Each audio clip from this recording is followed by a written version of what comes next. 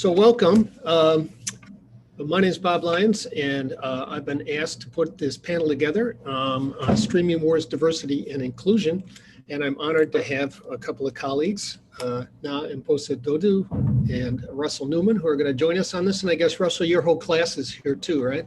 That's right. I got a crew of about 20 with me right now that just off camera this away. Oh, very cool. So in addition to the 24 or so we got another 20 in the classroom. So welcome to everyone. I thought because time is really tight, they want us to do 45 minutes, and this is a huge topic that could go down any one of a number of rabbit holes. We sort of are going to try to limit it to about 10 minutes each of presentation. So we open it up for about 15 minutes or so of Q&A. And I'm going to suggest that if you have questions as they occur to you, as any of the speakers speak, that you go ahead and hit chat with those. But that if we can't at all, we wait till the end of the three presentations to open it up, because I want to make sure that everybody gets a chance to get their presentation, and we have lots of participation at the end. Okay, so that said, let me go ahead and begin. Our panel is on streaming wars, diversity, and inclusion. We're going to come at it from three basic angles. I'll talk a bit about the business strategy piece. Now we'll talk a bit about the content market segmentation piece. And then Russell will bring us home with a bit about the government and policy piece of this, any one of which could be their own topics. But I thought I'd start by seeing who we got here. So let me go ahead and publish a poll, and let's find out what you guys use. Go ahead and take this poll real quick. There's two questions. Yeah, I'll do it for him. Okay. Oh. So your choices are Netflix, Disney Plus, Apple TV Plus, Amazon Prime Video, Paramount Plus, Peacock, Hulu, ESPN Plus. And then the second question is if you use more than one, what your second service is. So we got only a couple of more. We'll take this poll and then we'll close it. All right, we got 85%. So let's go ahead and see what the room says here. And the winner is Netflix by a landslide, 96%. Give you guys so you can have a look at this as well. Everybody uses Netflix, which is no surprise. But then we look down at the second one, and we see what the second choice of most folks is, and it's Amazon Prime Video, with kind of Disney there as Hulu as the other big one. So that's interesting because it pretty closely parallels what the rest of the world is doing. So this is kind of the global viewpoint for the streaming service horse race. Netflix, clear winner. Amazon Prime coming in pretty close. Disney Plus, surprisingly strong. Hulu, which is owned by Disney, by the way, is still doing very well. And then a whole kind of a long tail of things all the way down to the Discovery Channel and Paramount Plus. So this is kind of what's going on everywhere else. And you guys pretty much mirror this, except that Hulu Plus and Disney swap places. So one of the questions that, as I've wrestled with this subject matter in some of my classes, is do wealthier countries have more Netflix subscribers? And I put this to my class last year, and they did a little research on it, and we thought, yeah, let's find out. Does a country's wealth, and we define that as the gross net income per capita, have a correlation with the Netflix subscriptions per capita? So we looked at the top 30 markets, and we dragged some data in. And sure enough, if we looked at the gross net income per capita and the Netflix subscriptions to see if there is a correlation, in fact, there is one, which is absolutely no surprise. But what was interesting about this exercise was the next step, which was, okay, so this is the regression line that shows this correlation. Who are these outliers? All right, where is it Netflix subscription per capita so high, and where is it so low? And turns out that it's these countries here. Australia, New Zealand have a way high Netflix sub rate, and Norway and does not. And the U.S., in case you're wondering, is sort of right smack dab along the regression line. We're kind of right in the middle of things. We're totally average that way. So there's a lot of questions this then generates about, well, why would that be? And these are some possible answers we came up with. We might come up with better answers later. These are English-speaking countries, and there's not really strong options other than Netflix there. I think the folks at Netflix did something like this because they hiked their New Zealand prices shortly after we did this, and they didn't seem to lose anybody. And in these other countries, there's very strong protectionist laws about how much foreign media content is allowed. And perhaps, Russell, you can address this when we get to your section about how the government can sometimes play a big role in these as well. COVID's been very, very good for Netflix, been good for all streaming services, but Netflix in particular. This is the terabits per second. This is the actual traffic, not users, but you can see the big line where it took a huge jump and never came back down.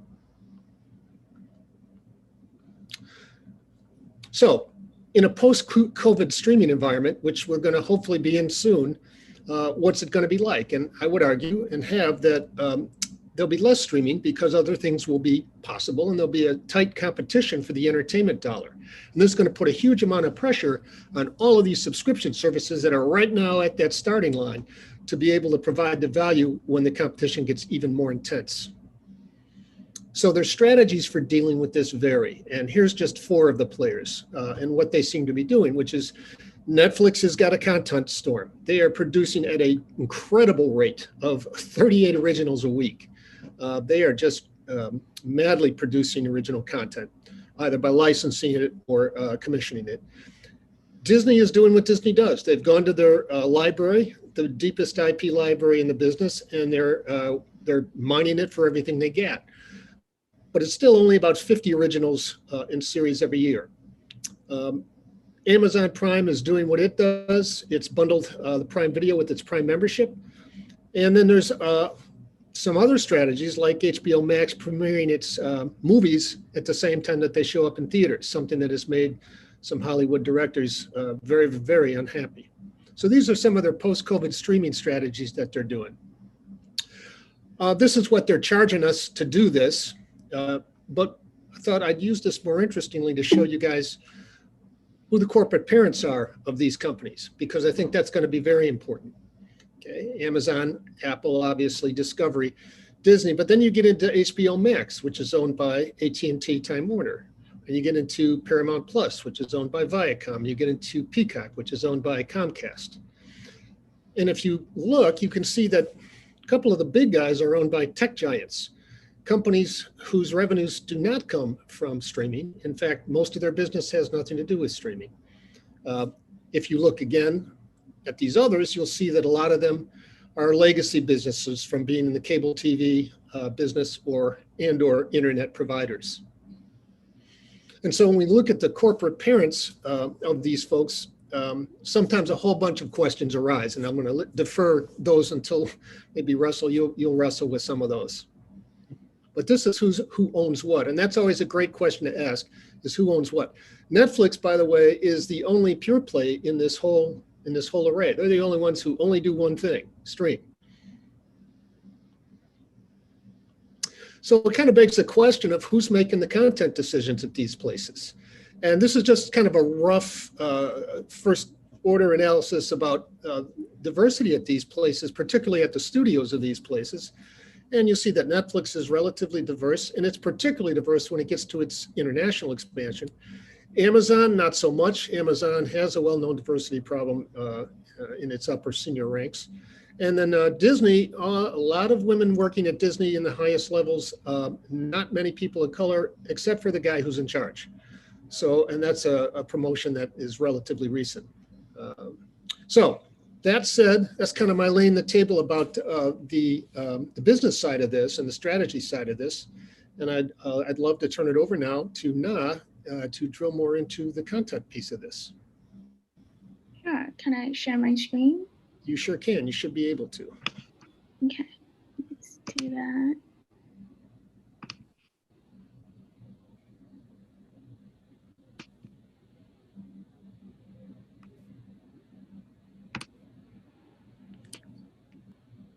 There you go. Perfect.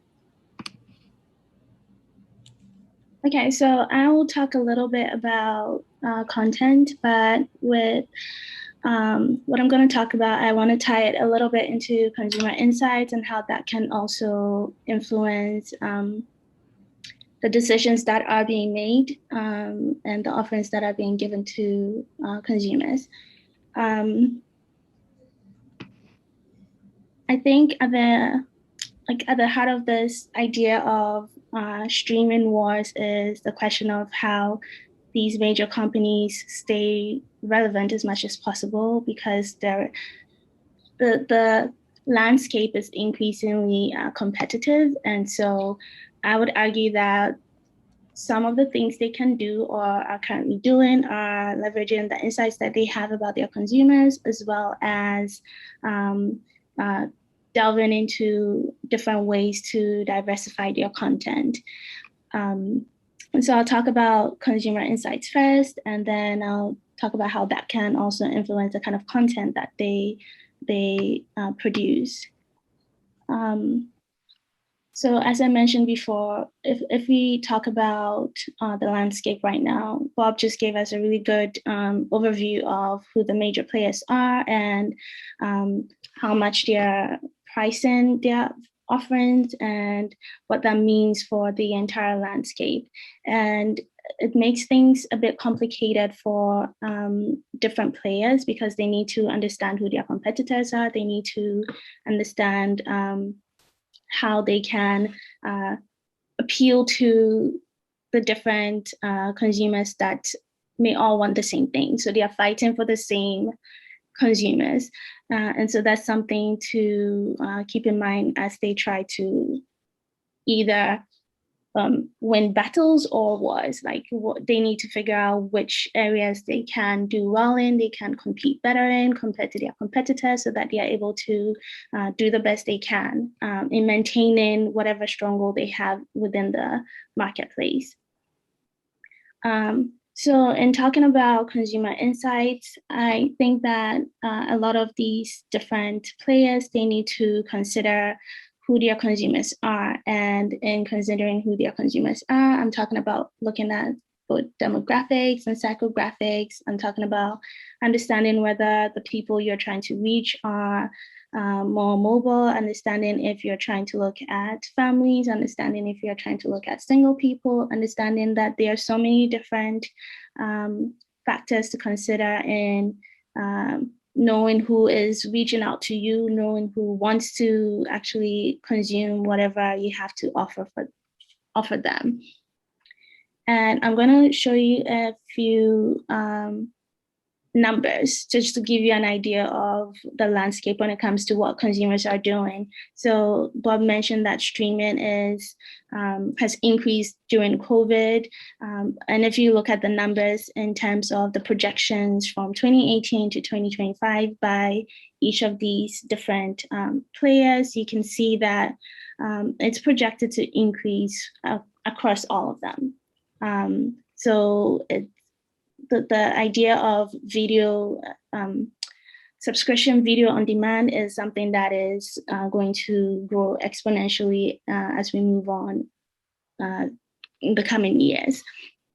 So Netflix is still fairly high in terms of the number of subscribers. I know Disney recently released numbers about how many people they got within the first 6 months. I think about 100 million subscribers. And of course, you can break that down into whether they are paying subscribers or those who are just trying it out, free trials. But these numbers are interesting to think about as we talk about just how the market is going to evolve in the coming years. And similar to what I just said about subscribers, in the poll we just had, we at least some of us watch more than two, or at least subscribe to more than two platforms. And these numbers kind of affirm what we just saw with our small sample, that in 2019, those who are just subscribing to one service is going to dwindle, and those who are subscribing to more than one is going to increase as the years goes on. And this is just 2019 data, but I would imagine that it's more so now. It's increased with the other offerings that are in place currently. And if we look at, I mentioned before, we need to consider psychographics of the people within the streaming market. So if we are looking at people's lifestyles and how that can influence their consumption of video streaming services, these numbers show you across different ethnicities how they consume TV shows daily versus several times a week, about once a week. And it's fairly even across the major demographics, ethnicities in the US. So if you as a streaming platform, you understand that, okay, your consumers, regardless of their ethnicity, they tend to have the streaming services as part of their daily lives. It's integrated so much so into their daily lives that they watch it every single day. What does this mean for you in terms of the kind of content you create, in terms of the offerings that you have for them? And I think this is the last graphic I will show you. In terms of age demographics, the frequency of streaming, and this is early 2020. So we see on the first bar that the 18 to 29-year-olds have the highest frequency of watching or streaming movies. And that again ties into what you know about your consumers, what that means for you as a brand in terms of what you have to offer them. I was wrong. So this is the last graph I will show you. And this is information about the reasons why different consumers would want to actually have multiple paid video streaming services. And the first thing that some consumers said was that they want to expand the kind of content that they have at their disposal. And that is important to consider because it means that all these players have to think about their content strategy, which is what I will go into next. And Bob talked about this in terms of COVID and how things are changing. And so these different companies have ideas about when and how they will release the offerings that they had, trying to meet the needs of different consumers, those who want to be in theaters and those who would prefer the convenience of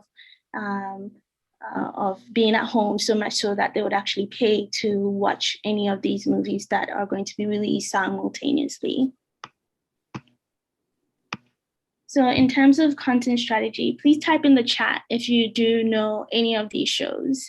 I want to talk about content strategy, particularly when it comes to the production of original content.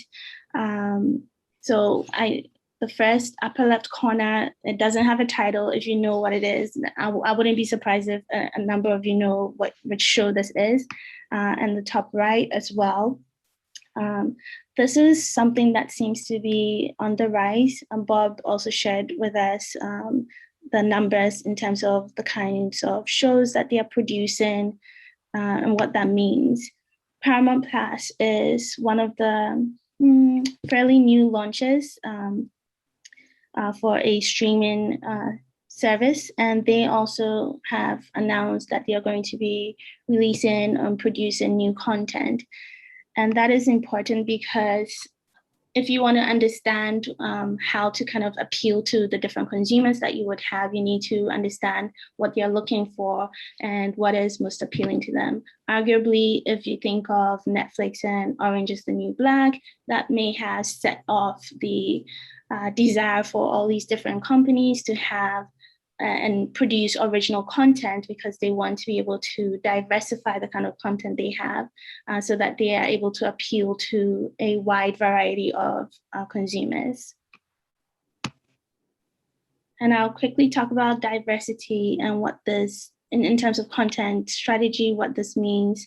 And when I talk about diversity, you can look at it from different angles. If we think of what happened last summer with the Black Lives Matter and the social issues that arose, and we had all these, well, not all of them, some of these different streaming platforms put in their foot forward in terms of what they wanted to do to support the idea of this particular social issue. So Disney Plus, as well as Netflix, they launched their collection of movies that were meant to highlight the Black experiences and Black content creators. And this is just one of the many things that some of these companies did.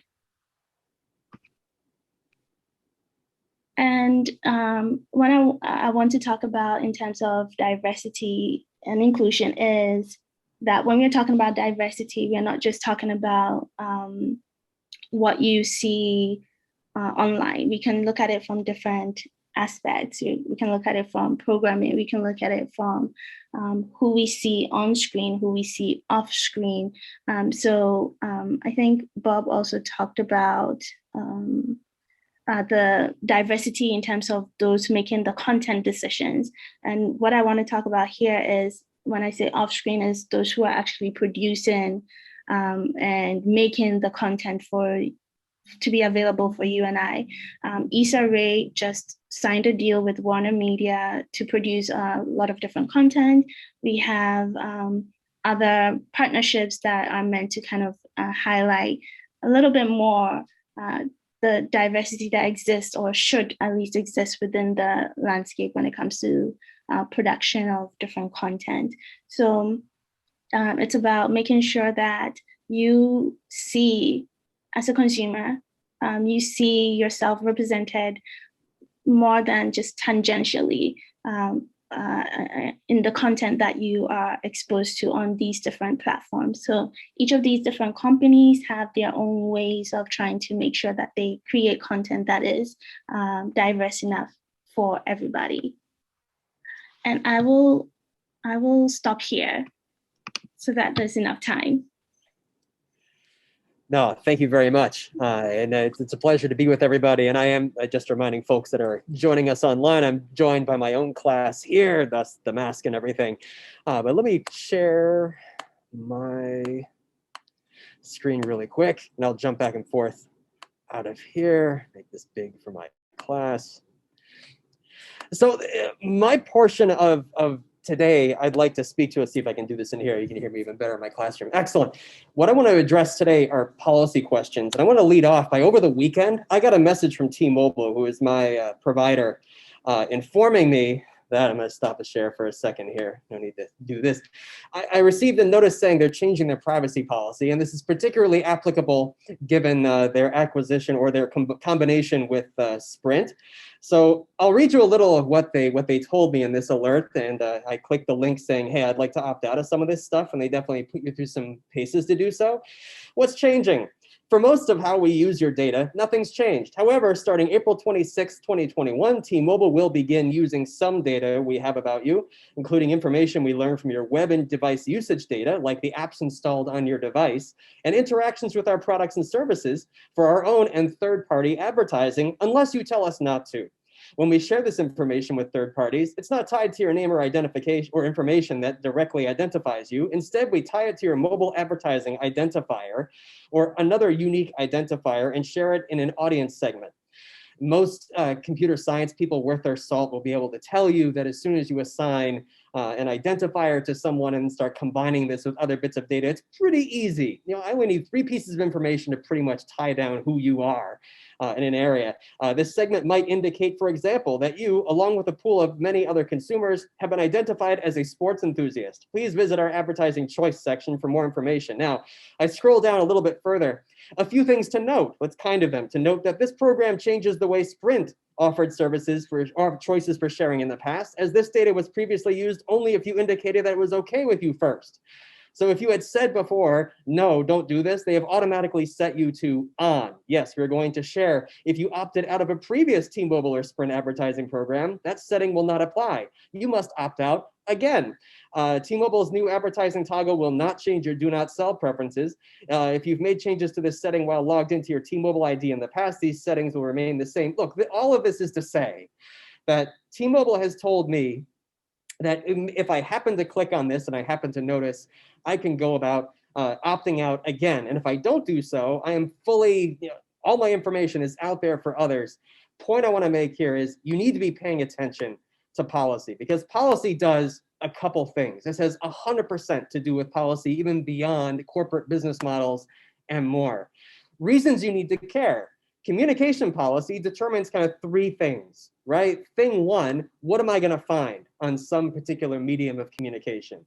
Two, who's going to have access to means of communication going forward? Who's going to have access to a fast broadband connection or more? Something that's become quite the issue going into Zoom world in the last year. And third, what can I do aboard these mediums of communication? Policy determines all these things, and we're in the midst of a bunch of sea changes in policy that have everything to do with how streaming platforms are going to operate going forward, your interactions with them, how many you'll be able to interact with, and as an Emerson student who's going to go out and get involved in media production, how hard or how easy it might be for you to start up your own service if you don't want to have to play with one of the big dogs. So some specific worries that I think everyone at Emerson College needs to be paying attention to. First, your privacy is dead. Coming out of the Obama administration in 2016, the Obama FCC passed a series of strong privacy rules that said conduit providers, that being Comcast, Verizon, AT&T, T-Mobile, T-Mobile/Sprint, they needed to ask you first before using virtually any piece of information with a third party or more. You had to opt in. They had to ask you, and you had to affirmatively say yes.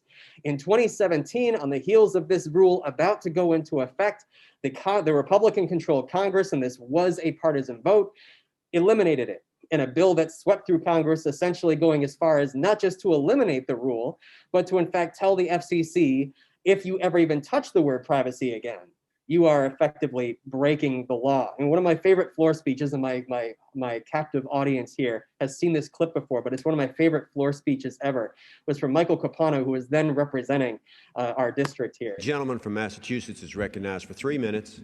Thank you, Mr. Speaker, and thanks, gentlemen, for yielding. I have a simple question. What the heck are you thinking? What is in your mind?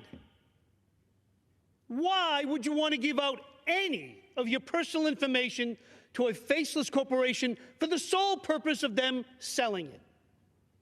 Give me one good reason why Comcast should know what my mother's medical problems are. You know how they'd know?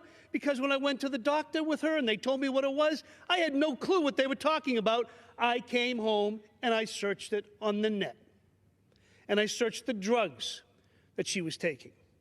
The same with my children. Just last week, I bought underwear on the internet.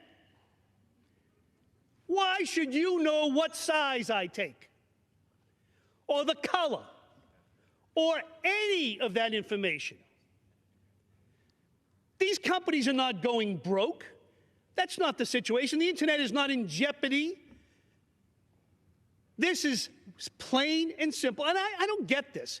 When I was growing up, I thought one of the tenets of the Republican Party that I admired the most was privacy. It's mine, not yours, not the government's, mine. You can't have it unless I give it to you. My phone number, my social security number, my credit card number, my passwords, everything is mine. And yet, you just want to give it away. Good argument. Let's level the playing field. And you're right. I agree with you. But you don't level the playing field by getting rid of the playing field. You level it by raising it on those who are not subject to this rule. Please give me one, not two, one good reason why all these people here, why all these people watching would want Comcast or Verizon to have information unless they give it to them. We're talking medical information. We're talking passwords. We're talking financial information. We're talking college applications. There is nothing in today's society that every one of us doesn't do every day on the internet, and yet Comcast is going to get it. He ends up getting cut off very shortly, but you get the point here. The important thing about this, I'm seeing comments in the chat that are totally fair. Not a done deal. Absolutely. There are proposals, and in fact, there are state laws, California in particular, that have taken matters into their own hands to try and increase privacy protections. California has about the gold standard right now.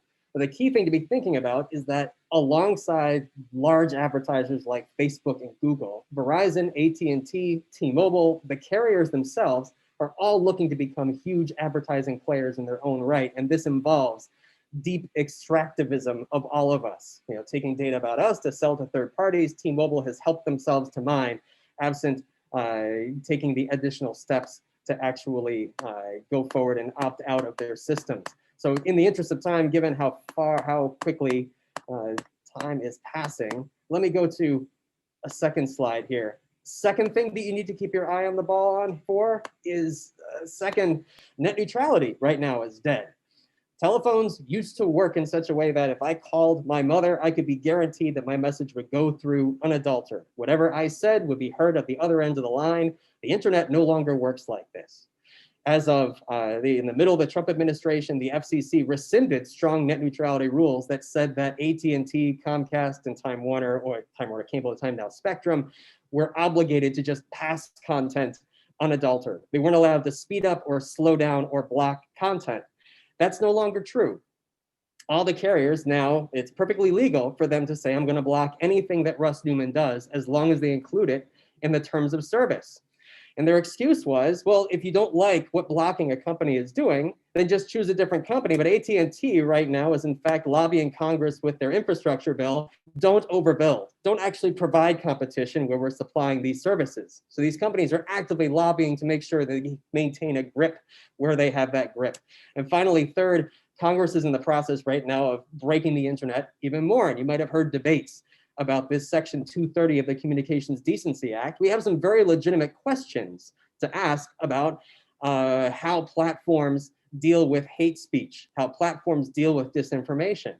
And one of the challenges we're facing is we need to get this particular policy prescription right. And a lot of the solutions say the platforms themselves are now going to be responsible for the speech that happens aboard those platforms, which means they become, if I'm Facebook, I'm going to absolutely ratchet down what kinds of speech I allow to happen. We need to get this mix right, but a lot of the bills that are out there right now are actually increasing the incentives to block a lot of content from being posted. So many implications here. I'm noticing I want to make sure to allow time for questions, but I want to wind up our three presentations with the thought that consumption online and our engagement with streaming platforms and more, and the prospect of creating our own going forward, it's become very complex. It's deeply linked to an overarching logic of how much information can I grab about you for sale to third parties? And again, as noted in the chat, yes, with the new administration, there are moves afoot to perhaps address this. Part of this will be getting a fifth FCC commissioner approved, hopefully sooner rather than later. That might turn some of these things around, but I definitely want to stop there and allow space for questions from folks.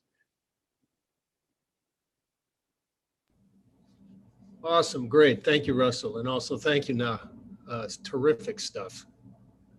So yeah, let's see if there's any questions out there for any of our panelists. And you can just go ahead and jump in. You don't need me to see you raise your hand. I have a question for Russell. Russell, hi, I'm Bamathi Viswanathan. Nice to meet you. My first name rhymes with Timothy, in case I know it's really hard to say. You make a lot of really good points about privacy and, in Section 230 and so forth. But, the flip side is, look, one of the things we're doing in our very program in the school is teaching people marketing, digital marketing, data analysis, data mining. And those are really powerful tools that we're teaching our students, empower you on the company side, not the consumer side, of course, to be more effective in targeting to do the kinds of things that Bob and Na were talking about, right? Create the services that people most want with the content that they most want. You want diversity and inclusivity? Great. We'll find out that X number of our viewers are people of color or LGBTQ. We'll target a program to them. So, Pache, your point of view, I really kind of agree with what you're saying. I think net neutrality is a different question, but on the question of sort of privacy, we have this urge for privacy, but a lot of people don't particularly care about privacy. What they care about is getting the content that they want the most. And what companies care about is providing that. Now, how do we break that feedback loop and still care about people's privacy concerns? That's a question that could have its own panel, by the way, everyone. So I apologize for asking something so big, but I'd love to hear your thoughts on that. It's totally a great question, and it's a totally reasonable one. And I think it's a matter of when we're considering questions of privacy, for me, it's about control, right? Where it's about control over, there's times when you want to share, like privacy isn't necessarily just a thing that you hang on to and you keep everything in a desk drawer and no one gets access. It's about having control over when and where your information goes, in a particular context. Certain contexts, happy to share. Other contexts, I'm less happy to share. At the moment, the balance is absolutely, against me. At the moment, I am sharing by default, and that's a big problem. Where instances like the GDPR in Europe, start to make a bit of shift here is in giving us a bit more control. It's flawed. I mean, at the moment, many websites, it's all or nothing, but it's the beginnings of a useful discussion we can have about finding ways of giving individuals control over their own personal information.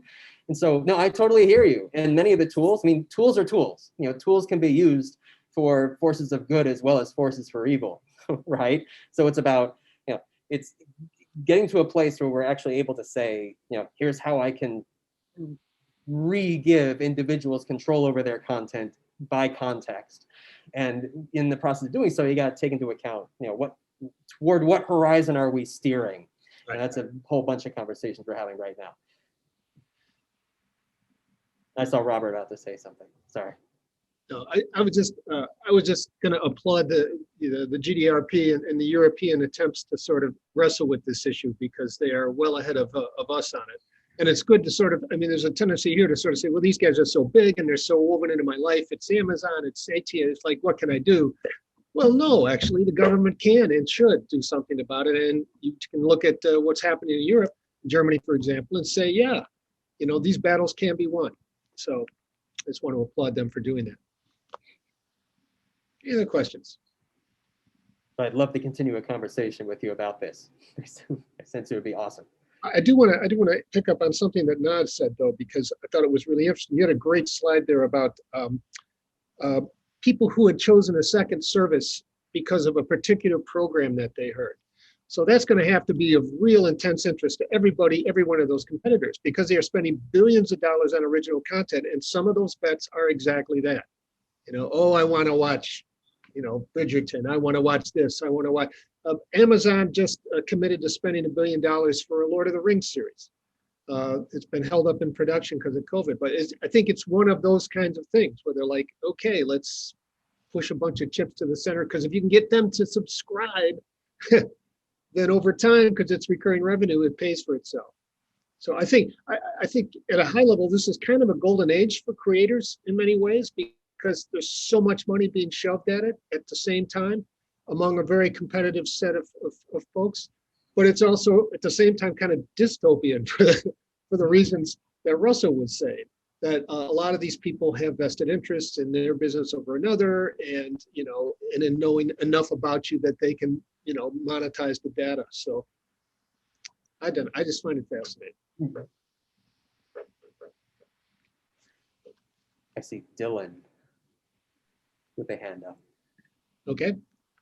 Hello. Yeah, I wanted to ask you guys, with the amount of shows that will leave a streaming service to go be a part of its own streaming service, or like Peacock or Paramount or whatever, do you think that in time, if you predict streaming services are going to go down in popularity, that the bigger services are just going to reabsorb a lot of those smaller ones? Or do you think the smaller ones are going to have to find ways to fight and try and be relevant in a different way? I think that's a great question. you're right. There's been a lot of consolidation. That's probably going to continue. I guess it would just be down to the business strategies of the boards of those companies. I don't know what's in the head of the people at Discovery, for example, now, but I think they're in a very good position to cut a deal. We'll see who they decide to cut a deal with. It will consolidate. I agree. I think that's an excellent point. Maybe the big will just get bigger, or maybe there's a breakout chance for Netflix. I mean, Netflix is the only pure play in this. So it'll be interesting to see how they've decided to move sort of horizontally into podcasting and into audio, rather than sort of look to pick up other streaming services. But yeah, I don't know. I think Discovery and like you said, Peacock, maybe NBC Universal, they could break apart again. They could sell them off. Yeah, I think there'll be some horse trading. Thank you. Anybody else? I'm curious if Na has anything to add to that particular question too. So it's funny because you mentioned Discovery Plus, because I've been talking with my cousin, we should get Discovery Plus because they have like all these different shows that we are already loyal to that we would consider buying just to watch the spin-offs and just to watch the original content. So I think it'll be, like Bob said, it will depend on the business strategy as well as the hold that these smaller streaming services get over time, because they just started. They seem to be doing well enough, but if they are able to show a consistent level or maybe upward trajectory, then it will make sense for these bigger companies to try and absorb them into their fold. So we'll see the future. I don't know. We'll see what happens, but it's definitely possible. Yeah, we won't be living with 25 different streaming services all charging $10 a month. That's not gonna last forever. Mm-hmm. Yeah, it's good to hear. Other questions or questions in my room?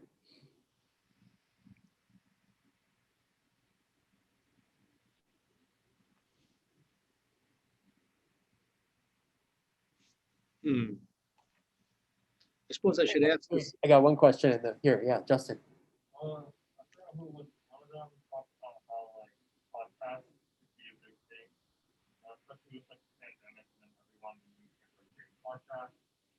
know Spotify last year paid like almost $200 million to buy the Ringer from Bill Simmons, and all of their podcasts are now like totally streamed on Spotify. Do you think there'd be another like big name company that goes into like buying rights to like certain podcasts? Yeah, really good question for my colleagues on the panel here. So the question is about podcasting. And podcasting having grown tremendously, and what you both perhaps would think about what Spotify has been doing purchasing in this regard, large amount of purchasing in this regard. What are your thoughts regarding the question was about seeing another service perhaps that's like focused on podcasting, or where you all see this particular sector of the market heading? I mean, podcasting is kind of near and dear to my heart because my roots were actually in radio, which then moved into podcasting. And the big players in it now, other than Spotify, are Apple and some of the big radio consortiums like iHeartRadio. So it's interesting. It's a different business model than Spotify. Spotify makes most of its money on subscriptions. It doesn't do advertising much or very well, just as a way to annoy you into paying for your subscription. Whereas podcasting is not subscription, it is ad supported. So I'm not sure that they're going to coexist comfortably very well. That said, there's $17 billion a year spent on in this country on commercial radio advertising, and I think that is an industry that is walking off a digital cliff in the very near future. There's just, how many people here, show of hands, how many people here have listened to network FM analog radio in the last week for at least 5 minutes? 1, 2, 3 out of 30, maybe. Yeah, and if we were to exclude us professors from this, we would get even fewer. Right? So that's an industry that is lost an audience that is not coming back. And when the advertisers who are spending that money realize that, that money will shift. And I think that's why you're seeing a lot of these people getting early into podcasting, is to try to grab that that plum when it falls from the tree. I think something interesting also to add to the idea of like podcasting is when you take a look at smaller or content creators like YouTubers, they are also really big now in terms of creating podcasts, sharing it on these different platforms, creating videos, because people like to watch people just podcasting, right? So I think it'll be interesting to consider how that is going to evolve as well, because we are seeing them diversify their content because they understand, okay, we need to do something more than just like, creating YouTube videos. People like to hear what we have to say. And they like to watch us too. So I don't know how, if you take, because I'm thinking of someone like Joe Rogan, I think that's his name. And yes, and he was like, brought into the Spotify fold. And regardless of what you think about that deal, he had his main base on YouTube and perhaps other platforms, but it's just interesting to see how that has shifted and how that may evolve for other players in the YouTube space as podcasting evolves as well. Yeah. If we broaden the spectrum to include, user-generated content, video platforms like YouTube, and then short video platforms like TikTok, it gets really crazy. It gets very interesting. All right. Well, it'll also put pressure on Spotify not to be something in the way that, say, Twitter or Facebook have had. Joe Rogan is known for being a conspiracy theorist and perpetrating some pretty sad, misinformation campaigns. So is Spotify now going to come under the lens of people who have been saying, hey, dissemination of these points of views is obviously really complicated for First Amendment reasons, but at the same time, Spotify has been remarkably free of that kind of political social pressure, but I can't imagine that if they're allowing people like him to, spout their positions, that they're going to get to fly under the radar forever, don't you think? Yeah, I mean, I remember that they did get some attention about like them keeping some of his content off Spotify, and then choosing to keep others that were maybe more controversial or whatnot, but they held strong to their stance, and they were like, okay, this is why we got him, this is who he is, we are not going to police like his content as much. And so I think they were able to come relatively out of this unscathed. So yeah, we'll see. Based on what I saw, at least. Okay, well, I want to talk all day, but I want to listen to you guys for even longer. But we gotta let folks go and be respectful of their time. So we're already actually a little over time. But I want to thank Nan, Russell, and Amity, and everybody else who showed up. Thank you very much. Great talk. The video will be posted because it has been recorded.